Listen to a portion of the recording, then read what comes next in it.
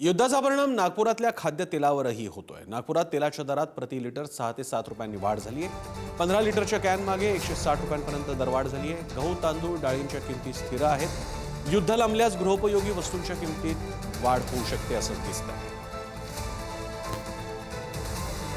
त्या प्रमाणात खाद्यतेलाचा पुरवठा हा अनेक विदेशी देशातून आपल्याकडे होतो आहे। तो वेगवेगळ्या मार्गाने येतो, त्याच्यामध्ये समुद्र मार्ग आहे, अमुक आहेत आणि इराणचं हे जे युद्ध पेटलेलं आहे याच्यामध्ये सर्वात जर काही गोष्ट असेल तर पेट्रोलियम पदार्थ, पेट्रोलियम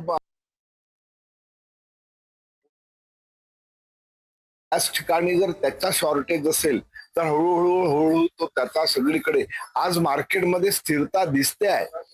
घबराट व्यापाऱ्यांमध्ये आहे, शासनामध्ये आहे, शासकीय यंत्रणालय आहे, पण दर जे आज रेट तसे पाहाल तर खूप भडकलेले नाही, तरी पण खाद्यतेलाच्या किमतीमध्ये 6 ते 7 रुपये लिटर पॅकेट पाठीमागे लिटर पाठीमागे भाववाढ झालेली आहे। आणि